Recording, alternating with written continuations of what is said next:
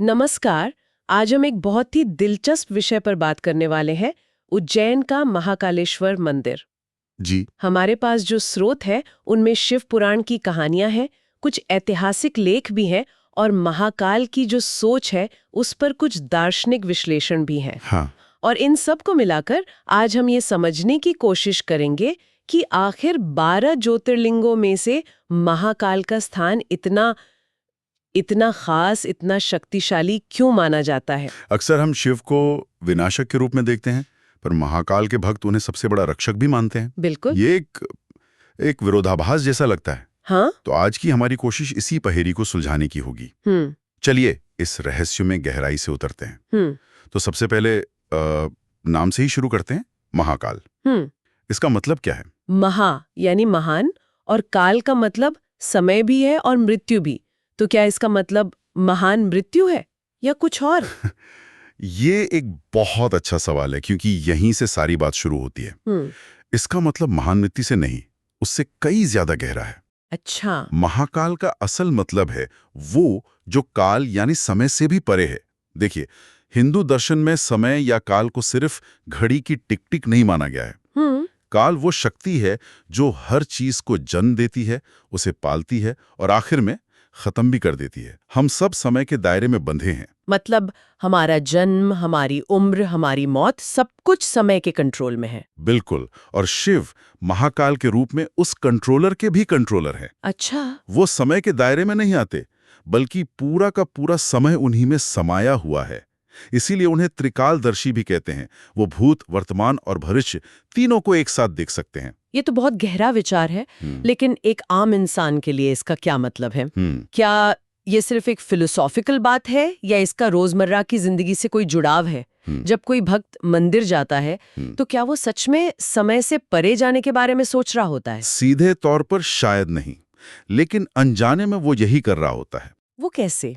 देखिए, हमारे ज्यादातर डर और चिंताएं समय से जुड़ी हैं। भविष्य की चिंता, कुछ खोने का डर, बूढ़े होने का डर और सबसे बड़ा डर मौत का। हाँ, ये तो है। जब कोई महाकाल की पूजा करता है तो वो असल में इन सभी डरों के स्रोत पर ही चोट कर रहा होता है। वो खुद को याद दिलाता है कि ये सारी चिंताएं अस्थायी हैं, क्योंकि एक शक्ति है जो इस समय के खेल से भी ऊपर है। अच्छा। इसीलिए महाकालेश्वर को मोक्ष का दरवाजा माना जाता है। ये डर से भागना नहीं है, बल्कि डर के मालिक से जुड़कर उससे ऊपर उठ जाना है। अच्छा, अब समझ में आया कि ये सिर्फ एक नाम नहीं, ये एक पूरा का पूरा दर्शन है। जी। और इसी से शायद मंदिर की बनावट और परंपराएं भी जुड़ी होंगी। मैंने सुना है कि ये ज्योतिर्लिंग दो वजह से बाकी सबसे बिल्कुल अलग है। हाँ, बिल्कुल। एक तो ये स्वयंभू है। इसका क्या मतलब हुआ? स्वयंभू का सीधा मतलब है जो स्वयं प्रकट हुआ हो। हाँ। लेकिन स्वयंभू लिंगम के साथ ऐसा नहीं है। माना जाता है कि वो धरती से अपने आप अपनी पूरी ऊर्जा के साथ प्रकट हुए हैं। अच्छा। उनकी शक्ति किसी बाहरी प्रक्रिया पर निर्भर नहीं है, वो अंदरूनी है, शाश्वत है। इसीलिए भक्तों की आस्था में स्वयंभू लिंगम को कहीं ज्यादा शक्तिशाली माना जाता है। और दूसरी जो बात है वो तो और भी ज्यादा हैरान करने वाली है।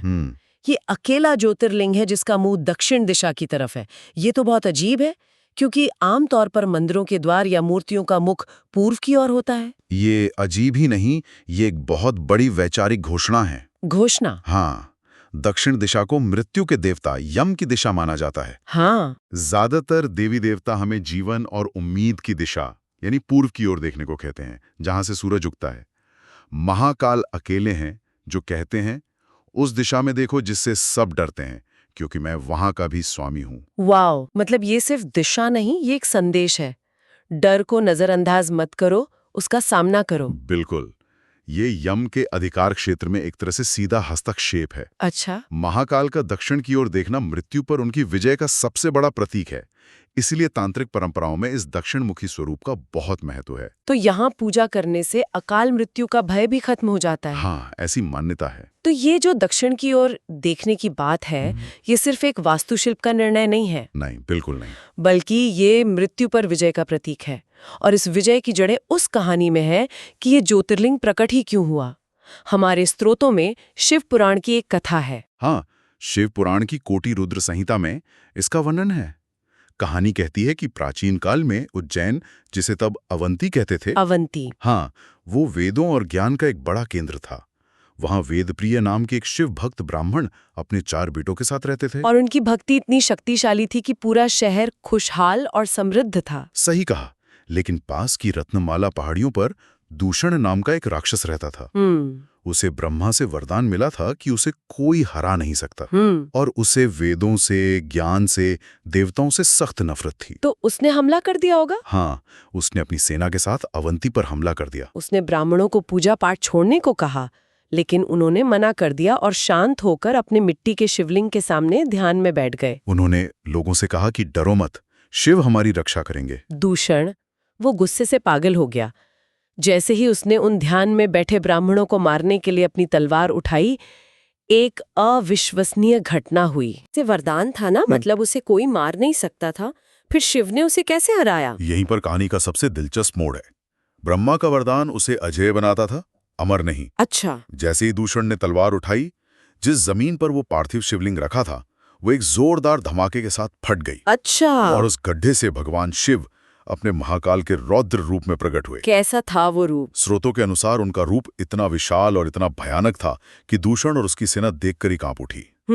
और फिर महाकाल ने कोई अस्त्र शस्त्र नहीं उठाया। उन्होंने सिर्फ एक हुंकार भरी? सिर्फ एक हुंकार। हाँ। एक गहरी, ब्रह्मांड को कंपा देने वाली ध्वनि। और बस उसी एक ध्वनि की ऊर्जा से दूषण और उसकी लाखों की सेना जलकर राख हो गई। सिर्फ एक हुंकार से? ये तो कल्पना से भी परे है। यही महाकाल की शक्ति है। वो सिर्फ शरीर का नाश नहीं करते, वो बुराई के विचार को ही भस्म कर देते हैं। बाद में उन ब्राह्मणों ने शिव से प्रार्थना की कि वो हमेशा के लिए वहां रुक जाएं। तब शिव उसी गड्ढे में ज्योतिर्लिंग के रूप में स्थापित हो गए और महाकालेश्वर कहलाए। और इसी शक्ति और विनाश के प्रतीक से जुड़ी है महाकाल की सबसे प्रसिद्ध रस्म, भस्म आरती। जी। ये सुबह 4 बजे होती है। मैंने इसके बारे में बहुत सुना है, लेकिन ये होती क्या है? भस्म का मतलब है राख। यह आरती शिव को जगाने की एक प्रक्रिया है, लेकिन ये कोई आम आरती नहीं है। अच्छा। यह जीवन के सबसे बड़े सच का प्रतीक है, नश्वरता। नश्वरता? हाँ। भस्म हमें याद दिलाती है कि ये दुनिया, ये शरीर, सब कुछ, चाहे कितना भी सुंदर या कीमती क्यों ना हो, एक दिन राख ही हो जाना है। शिव अपने शरीर पर भस्म लगाते हैं, जो दिखाता है कि वो भौतिक संसार के आकर्षण और मोह से पूरी तरह परे हैं। वो वैरागी हैं। 1 मिनट, लेकिन इस आरती में इस्तेमाल होने वाली भस्म, वो आती कहाँ से है? मैंने सुना है कि पारंपरिक रूप से वो ताज़ा चीता की राख होती थी। हाँ। ये सुनने में बहुत तीव्र और चौंकाने वाला है। आज के समय में ये कल्पना करना भी मुश्किल है। आपका चौंकना स्वाभाविक है। और हाँ, पारंपरिक मान्यता यही है कि भस्म श्मशान से एक ताज़ा चिता से लाई जाती थी। सच में? हाँ, ये महाकाल के श्मशानवासी स्वरूप और मृत्यु पर उनके पूर्ण अधिकार को दर्शाता है। ये एक बेहद शक्तिशाली तांत्रिक प्रतीक है, जो जीवन और मृत्यु के चक्र को सीधे सीधे आपके सामने रख देता है। लेकिन क्या आज भी ऐसा ही होता है? यहीं पर परंपरा और आधुनिकता का टकराव आता है। अब मंदिर के पुजारी और प्रशासन इस बात से इनकार करते हैं। अच्छा। उनका कहना है कि अब पवित्रता और सार्वजनिक स्वास्थ्य के नियमों को देखते हुए भस्म गाय के गोबर के कंडों, पीपल, पलाश जैसी पवित्र लकड़ियों और दूसरी जड़ी बूटियों को जलाकर विधि विधान से तैयार की जाती है। तो इस बदलाव पर लोगों की क्या राय है? क्या इससे रस्म का महत्व कम हुआ है? इस पर अलग अलग विचार हैं। कुछ आध्यात्मिक गुरुओं का मानना है कि चिता के भस्म का इस्तेमाल ना करने से उस रस्म की जो कच्ची ऊर्जा थी, उसमें कमी आई है।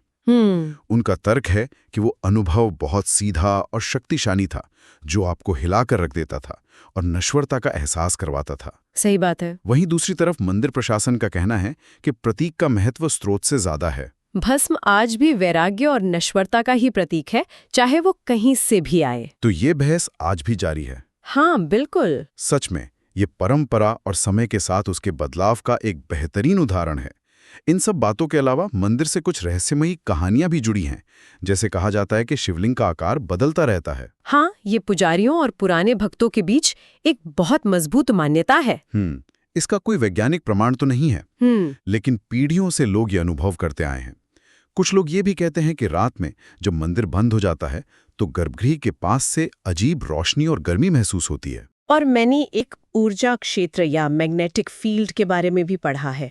कई लोगों ने यह अनुभव साझा किया है कि गर्भगृह के पास उन्हें एक तीव्र आध्यात्मिक ऊर्जा या कंपन महसूस होता है। अच्छा। कुछ लोग कहते हैं कि उन्हें वहां एक अजीब सी शांति मिलती है, तो कुछ को एक पल के लिए जैसे लकवा मार गया हो ऐसा महसूस होता है।